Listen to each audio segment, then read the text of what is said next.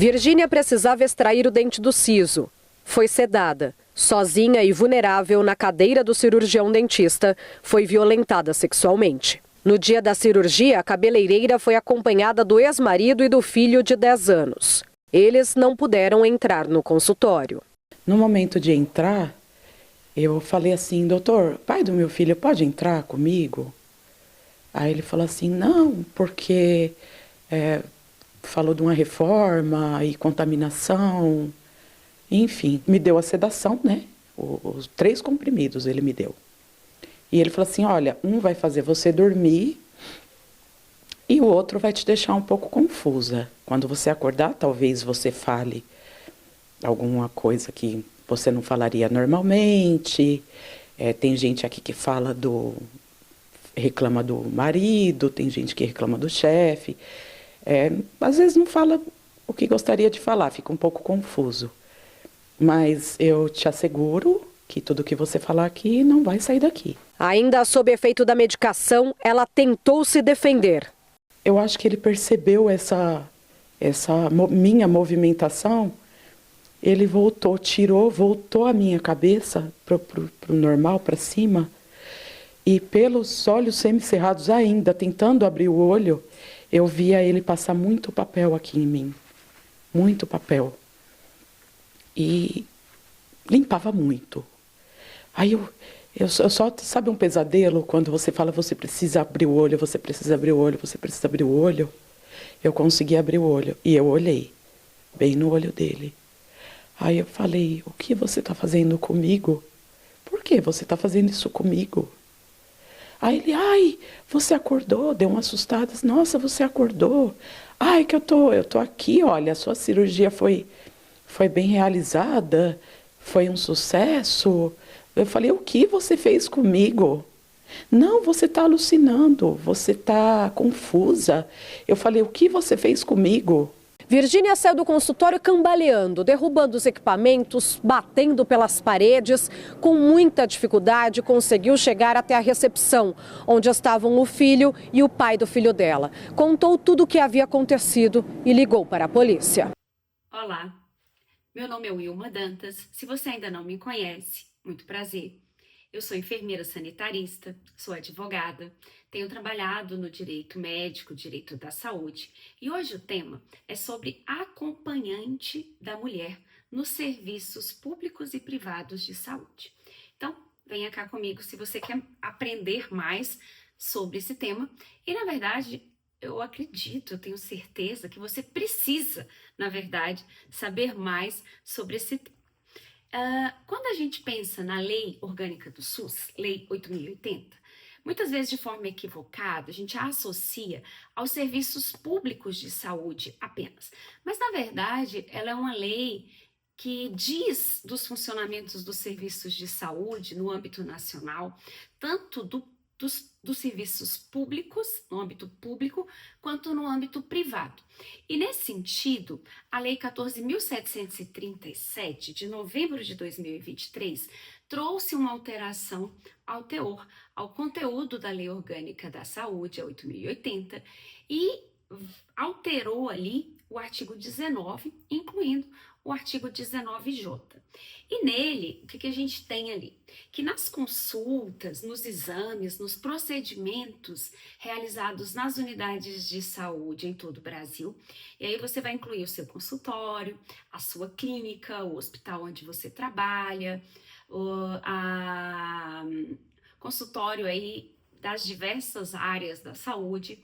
A gente passou então ali a ter em relação à questão da mulher nesses serviços, né, o direito dela se fazer acompanhar.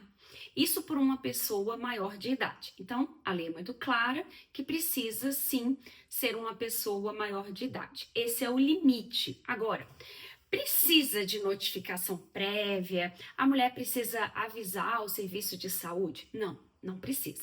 No 19J está ali explícito que não há essa necessidade por parte da mulher, tá? Ou do seu acompanhante.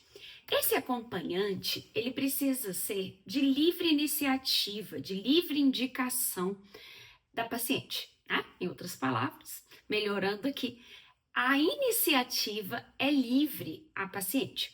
Então, não é o profissional de saúde, nem o marido, nem a amiga, nem a mãe quem determina o nome dessa pessoa.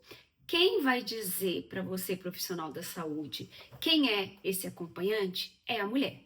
Claro que nesse ponto a lei está dizendo respeito aí à mulher em sua plena capacidade cognitiva, uma pessoa que não esteja em estado comatoso, por óbvio. Aí é uma outra questão que daqui a pouco iremos abordar.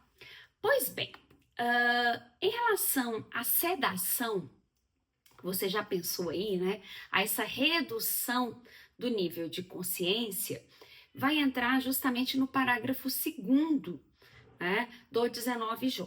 E vai dizer o seguinte, que diante da sedação ou do rebaixamento do nível de consciência, aí você vai entender uma mulher em vulnerabilidade, essa paciente, ela precisa indicar. Mas vamos supor que ela não indicou. Ela não indicou. O responsável por essa unidade de saúde, por esse atendimento, sem cobrar nada em troca, tá? Não é aí uma venda de serviço, tá? Sem custo adicional, a lei fala assim, tá? Você vai indicar alguém, preferencialmente que seja profissional da saúde e preferencialmente que seja do sexo feminino. Não é uma determinação legal, mas é uma preferência que a lei explicita, que a lei traz, para que de preferência seja do sexo feminino. Claro que vai valer interpretação aí, né? Se a gente está falando do sexo feminino em sentido estrito, ou se a gente vai alargar numa compreensão de gênero, tá? Isso aí vai depender da construção que, enquanto sociedade, faremos a respeito da norma, tá bom? Porque norma, gente, tem interpretação. Cabe interpretação às normas. As normas, elas são claras? Sim, costumam ser, mas nem sempre a completude da norma está no texto legal. A norma em si é maior que o texto da norma, que o texto da lei, tá bom? Continuando aqui, não houve a indicação por parte da mulher, caberá ao profissional, à equipe de saúde, tá bom? E vamos supor que essa mulher que vai passar por um processo de sedação, fale com você, profissional da saúde, que ela não faz questão, que ela não quer acompanhante. Eu confio em você, eu confio na senhora, né? Eu não quero, tá?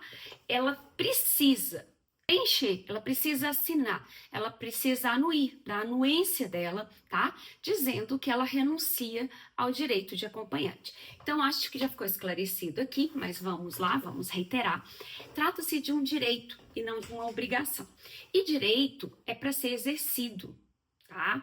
E não para ser colocado ali como uma obrigação, tá bom? Como a gente tem visto alguns serviços, infelizmente, fazendo aí em relação aos idosos, como se os idosos fossem obrigados a ter ali sempre disponível alguém para o acompanhar nos serviços de saúde, tá bom? É outro tema, mas também diz aí do acompanhante em unidades e serviços de saúde, tá bom?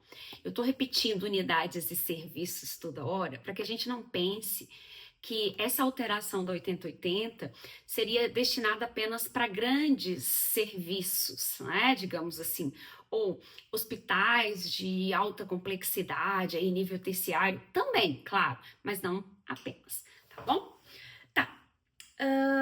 Em um outro ponto que a gente vai ter aqui é de bloco cirúrgico, tá? Unidade de terapia intensiva e afins. Por quê? A gente sabe, como profissional da saúde, que nessas unidades a própria rotina de cuidado,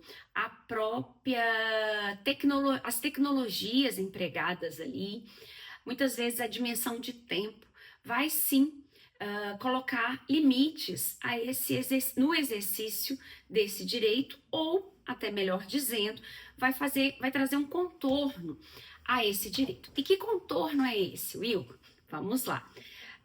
o acompanhante nesses casos precisará necessariamente ser um profissional da área da saúde. Confesso que o parágrafo 4º do 19J não traz assim minúcias ou não deixa claro se esse profissional de saúde precisa ou não ser vinculado àquele serviço. Por exemplo, aquele hospital que oferece ali uma unidade de terapia intensiva. Então, a gente não tem esse fechamento, tá? A hermenêutica aí tá mais ampla, né? O exercício hermenêutico aí precisa ser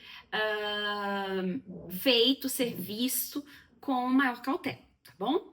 Possivelmente o que a gente pode depreender disso aí é que de fato basta ser profissional da saúde, não necessariamente ter um vínculo de emprego com esse serviço, tá?